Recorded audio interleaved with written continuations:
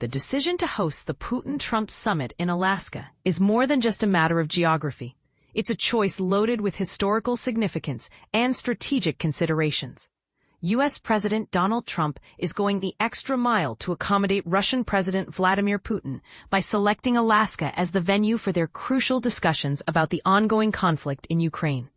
This location is not only logistically practical, but also symbolically resonant. From Washington, D.C., Trump will embark on a roughly 5,400-kilometer journey to reach the joint base Elmendorf-Richardson, situated just north of Anchorage, Alaska's largest city. Putin's trip is even lengthier, about 7,000 kilometers, to the same military site. But here's where it gets interesting. Alaska has deep-rooted connections to both America and Russia, which subtly underscores the complex relationship between these two nations as they convene in this remote, subarctic corner of the continent. Alaska's Russian-American heritage dates back centuries, making it feel like a homecoming for delegations from both countries. Long ago, a land bridge linked Russia's far eastern regions with Alaska until the end of the last ice age, some 10,000 years ago. This bridge is believed to have been the route for the earliest humans entering the Americas. When the glaciers melted, rising seas formed the Bering Strait, isolating Alaska's indigenous peoples, including the Aleutian Islanders, whose word Alaska gave the territory its name. In the early 18th century, Russian Tsar Peter the Great dispatched the explorer Vitus Bering to map the far north, crossing what's now known as the Bering Strait.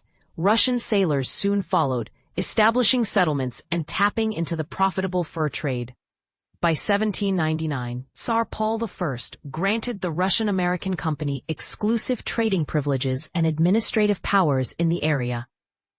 However, by the mid-1800s, the overhunting of seals and otters decimated the fur industry, while Russia, financially strained by the Crimean War, sought to offload Alaska. Although Great Britain, then the colonial ruler of Canada, was interested, the United States ultimately purchased Alaska for $7.2 million, a hefty sum at the time, partly to prevent a rival from gaining strategic control. For decades, Alaska was considered a remote, barren expanse until the discovery of enormous oil reserves in 1967 triggered an economic boom. This natural resource remains a cornerstone of Alaska's prosperity.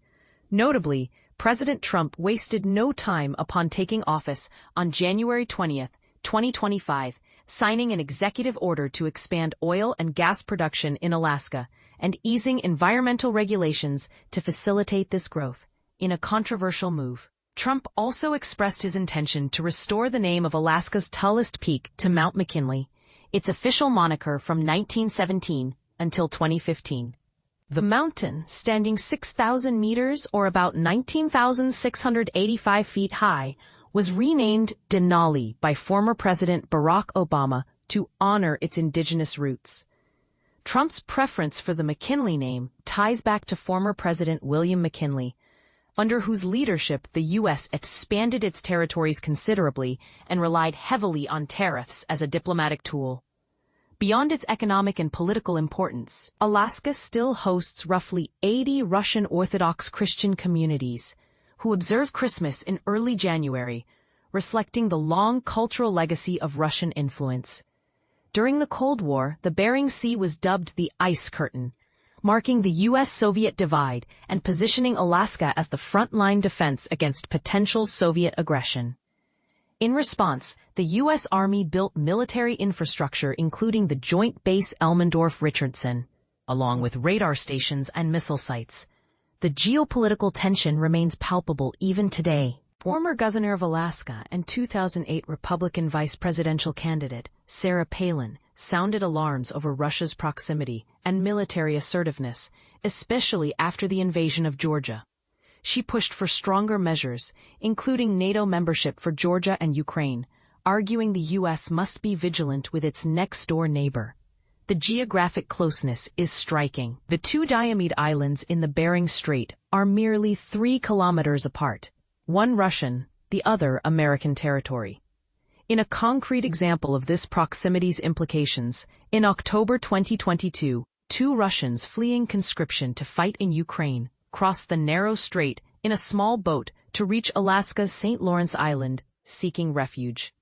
The Alaska Summit is not the first historic international meeting held in the region.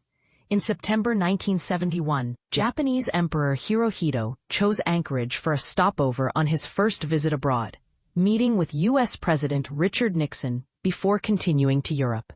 However, unlike those countries, Putin faces travel restrictions to places like Great Britain, Germany, or France due to an international arrest warrant issued by the International Criminal Court for alleged war crimes.